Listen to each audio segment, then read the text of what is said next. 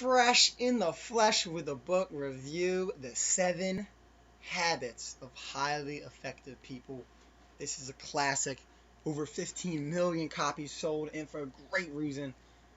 Number one best national bestseller, Powerful Lessons in Personal Change, The 7 Habits.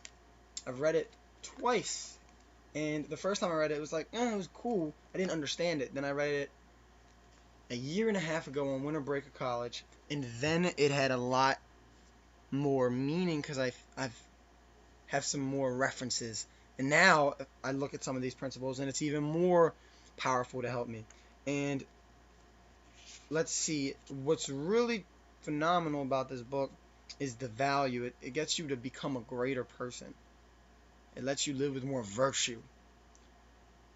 It talks about getting opportunity minded instead of problem focused, which is what he's big on. Talks about the circles of concerns, which I made a video on it. I'll post it below because I want to go into the other stuff in this book. But let's dive into 7 habits real fast. You got number 1, be proactive. Be proactive. Begin with the end in mind. Put first things first. The fourth habit is think win-win. Then the 5th is seek first to understand, then to be understood. 6th, synergy. 7, sharpens the saw. And those are the 7 habits of highly effective people. We want to be as effective as we can. I'm going to go into some of the most important ones, or some of the ones I've used the most and have the most experience with in my life. Let's go with be proactive. I want to master this. This is something that's in my head, a whisper that constantly comes up. Be proactive, Dougie, be proactive, as opposed to being reactive. The weather, environment, things may, everybody around me, people could be reactive. I'm going to be proactive. I'm going to take action in the way I choose. I'm going to respond. I'm not going to be reactive. I'm going to respond. I'm going to take action instead of non-action. And I'm going to create what I want to create. I'm going to reach out to this person. I'm going to decide to feel this emotion or state. I'm going to do what's necessary because I've decided I'm going to do that. It gives me more control. I choose my attitude. I choose my language. And it's powerful. You want to be proactive with as many things as you can. Proactivity. It's fantastic. It's revolutionized my life.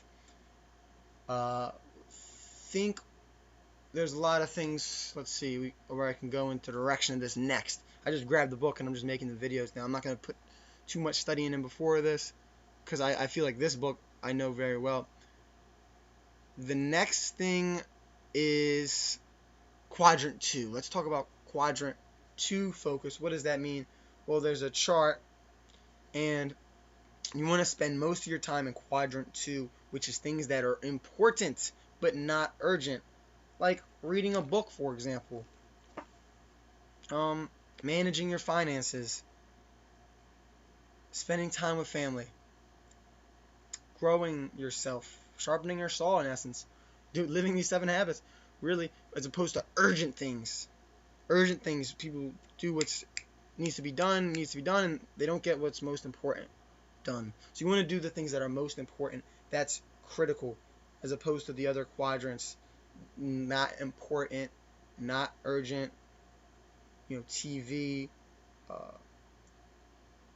not important but not urgent, and important but not urgent is the critical one to focus on. Okay? There's many things in this book. Think win-win. Hey, I'm going to do what's not only just best for me, but best for the other person, best for the other business. Everybody wins. Periscope, someone's on. Then, like I said, circle of influence. I posted a video below. That's a big thing I got out of it because I went to see Owen Cook speak at an event, and he talked about that, and I knew I heard it before, so I went back and I delved deep into it.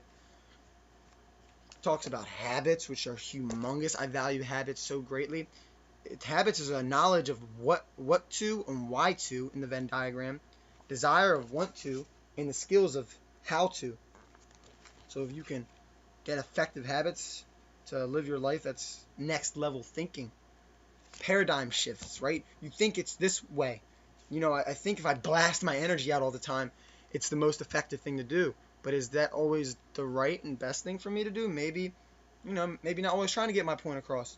Maybe seeking first to understand, then to be understood is better, which will go right into that. So with that example, I can ground my energy, smile, not need to be more silent, not need to always get a point across, and I end up having better energy because of it.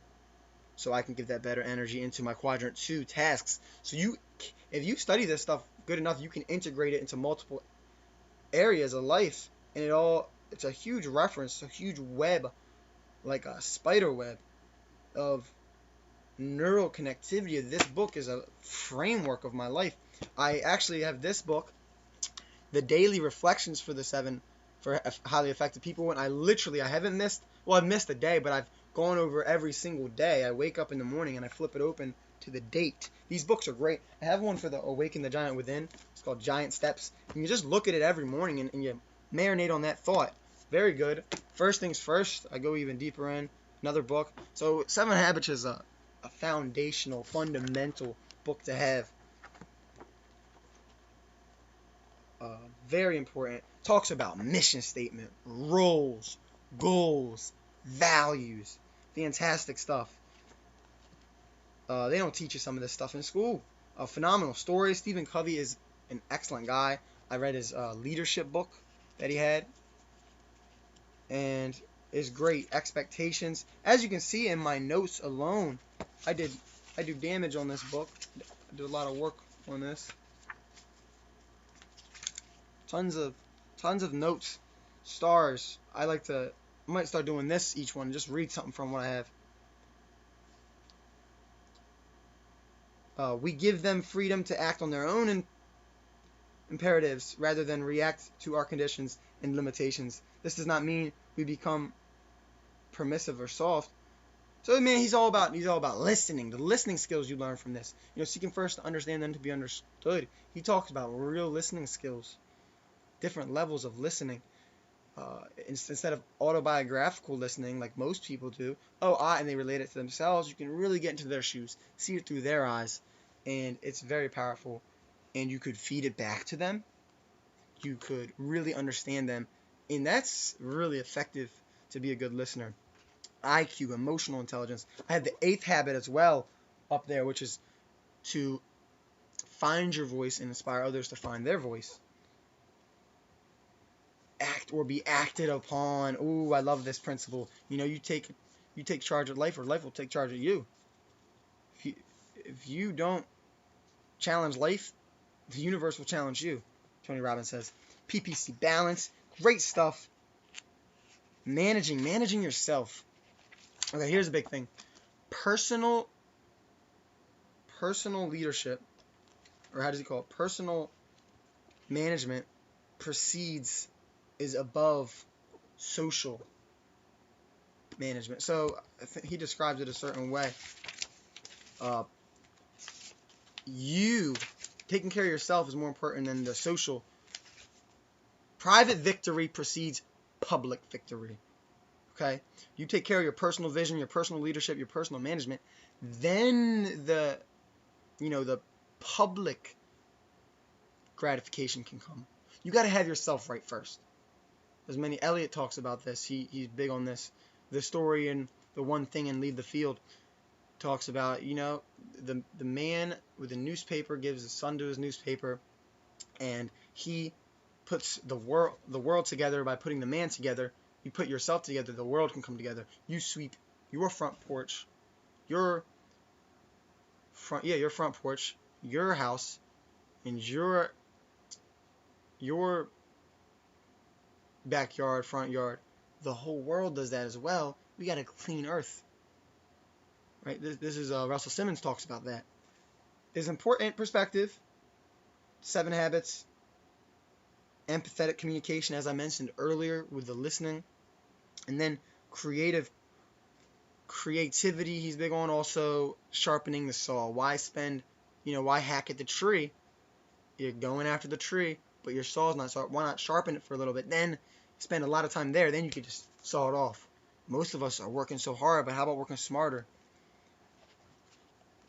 Then an inside-out approach. Phenomenal stuff. Love it, love it, love it. Really good notes. The quick fix mentality. We're not about that life, right? The lottery ticket mentality. So this is the 7 habits of highly effective people. It's a must, capital M-U-S-T. Okay? Grow your brain. Start reading the books. Like I said, there's some other one here. The 8th habit is great. Get these types of books as well, these 365 books. But live these 7 habits again. Memorize them. Learn them. Apply one each day. Great book. Stay fresh. Stay blessed. Stay strong. Peace.